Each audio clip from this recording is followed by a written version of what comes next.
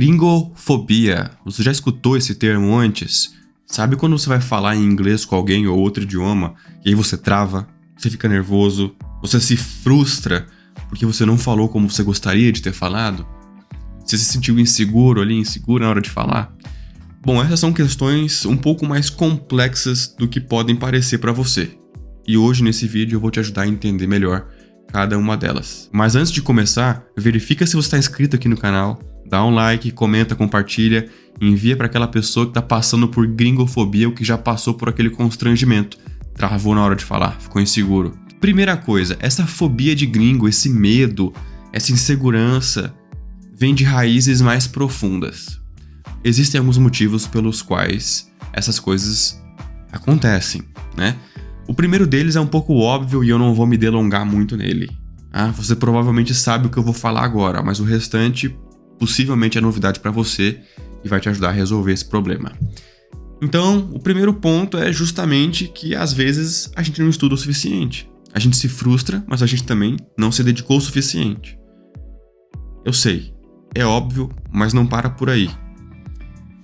Vamos supor que você se dedicou, você consegue compreender bem, você se dá bem em interações de compreensão, interpretação, mas toda vez que você vai se expressar, de novo, se frustra porque não é aquilo que você esperava, você não se sai como você esperava. Bom, a gente tem outras razões além de não ter se preparado. Então, se você se preparou, se você tá confiante aí no seu taco, né? Você sabe que vai dar certo. Não, eu estudei o suficiente, estou preparado, não vejo razão para não conseguir me comunicar. Primeira coisa é o seguinte, o medo de ser julgado. Esse fator, ele é muito forte, especialmente para nós brasileiros. Vamos começar falando de uma coisa um pouco espinhosa, tá? O brasileiro, ele gosta, ou melhor, não vou dizer que gosta, mas ele tem o hábito de se diminuir diante de outras nacionalidades. Ele venera tanto outras nacionalidades, venera tanto os europeus, países de primeiro mundo, venera tanto os americanos, que a gente já fica um pouco acanhado. O cachorrinho com o rabo entre as pernas, assim, com medo de ser julgado, com medo de não ser bem avaliado, com medo de ser, zombado por uma pessoa de uma nacionalidade, preste atenção, entre aspas, superior. Existe esse fator. E esse fator não é linguístico, tá? Esse fator não é linguístico. É uma questão de percepção, é uma questão de como nós nos enxergamos, né? Como sociedade, como povo, como indivíduos também. A gente poderia dizer que é uma questão emocional às vezes. Como assim? Questão emocional. Vamos lá.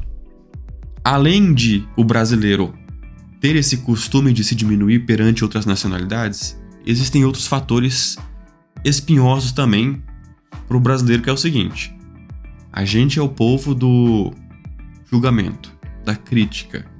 É o famoso tipo assim, mas quem sou eu para julgar? Não é querendo julgar, mas já julgando. A gente tem muito esse caráter opinativo. Logo, a gente teme que as pessoas façam isso com a gente. É muito mais provável que um brasileiro vá te julgar quando você estiver tentando falar inglês do que um americano ou um europeu ou outro nativo de inglês. Os nativos mesmo, eles provavelmente vêm de culturas ou não estão nem aí se você está falando perfeitamente ou não. Então, essa percepção, né, distorcida de que as pessoas vão te julgar, tanto brasileiros quanto estrangeiros, deve ser superada. Ela deve ser deixada de lado. É uma questão para você trabalhar e não é linguística. E não é nem cognitiva. Então não é que você não é capaz, não é que você não estudou. É que você está enxergando a situação de uma maneira distorcida, de uma maneira negativa. O fato de você estar se esforçando ali para falar outro idioma já é suficiente para que uma pessoa admire essa sua atitude. Então, vai falar errado mesmo, não tem problema. Eu me recordo quando eu estava morando no Egito e eu nunca abri nenhum livro de gramática de árabe. Nunca, até hoje. O que eu sei de árabe não é muito, mas assim, é de boca a boca, Alguém me ensinava e eu falava de qualquer jeito, e as pessoas entendiam e me acolhiam e gostavam quando eu falava árabe. Teve uma outra situação que eu me recordo, que eu tava num avião na Europa, e aí no meu lado haviam 2 senhoras chinesas. Quando eu me levantei pra gente sair, o avião pousou, quando eu me levantei pra gente sair, elas me cederam o lugar. E aí eu fui dizer obrigado, mas não em inglês, eu fui dizer obrigado em mandarim. E aí eu disse pra elas, xie xie, que é obrigado, né, em mandarim. Na hora elas abriram os olhos, entenderam o que eu quis dizer e sorriram pra mim, começaram a tentar conversar comigo, só que eu não falo mandarim, né, então assim, fiquei de besta ali, mas assim, não tava preocupado se a minha pronúncia tava certa, não tava preocupado se a pessoa ia rir de mim.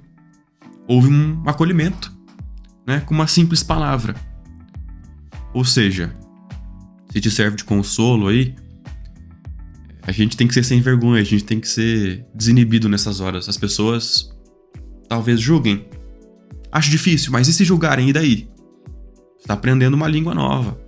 Você tá se expondo a esse risco.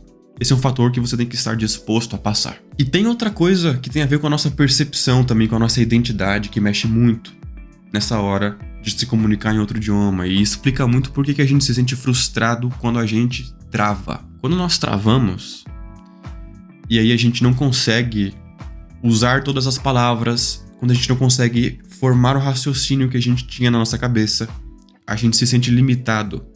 Você se sente quase que um analfabeto por não conseguir se expressar. Na sua cabeça, a ideia existe. Quando você abre a boca para falar, você se sente limitado, se sente como uma criança que não consegue dizer aquilo que queria. E aí, logo vem aquele sentimento de tristeza, aquele sentimento de tipo assim, poxa, eu tenho mais a oferecer, poxa, o meu vocabulário em português, na minha língua nativa, é muito rico. Eu consigo me expressar bem. Mas aqui eu deixei a desejar no inglês ou em outra língua. E essa frustração acumulada, que varia de pessoa para pessoa, né? Tem gente que é desinibida, tem gente que consegue ir, mas essa frustração acumulada te impede de continuar muitas vezes. Te impede de seguir ali, trilhando esses passos e se expondo cada vez mais a situações assim, de vida real. Falar com um estrangeiro, tentar falar inglês entre um grupo de amigos e etc. Se vão te julgar ou não, tanto faz. O negócio é você tem que se jogar aí, tem que se jogar no mar, né? E aí isso tudo tem a ver com questões de mentalidade. Entendeu? Tudo que eu falei hoje não foca, não tem uma ênfase no estudo técnico. Tem uma ênfase na sua visão do idioma, na sua visão desse processo. E eu comento muito sobre isso no meu guia, Os Segredos da Mentalidade Bilíngue. Você pode clicar aqui no link na descrição e já começar a ler, tá, esse guia que vai te ajudar a enxergar esse processo de maneira diferente. Existem coisas nessa caminhada de aprender uma segunda língua que as pessoas se enganam. Elas acham que tem a ver apenas com uma questão linguística e de estudo, mas não. São questões sociais, emocionais, culturais, às vezes filosóficas. É um processo muito mais profundo. Não estou dizendo que você tem que estudar essas coisas para começar a falar outro idioma. Nada disso. Mas estou te ajudando aqui a enxergar coisas que você normalmente não enxergaria. Com esse conteúdo de hoje, não se esqueça de refletir, não se esqueça de mudar sua postura e de ter coragem, de ter intencionalidade e não se importar também com o que os outros vão pensar. Para você evoluir no idioma, você tem que ter essa percepção, tem que ter essa mentalidade. Não se esqueça de deixar o like, se inscrever, compartilhar com os amigos e me seguir nas redes sociais também, link na descrição.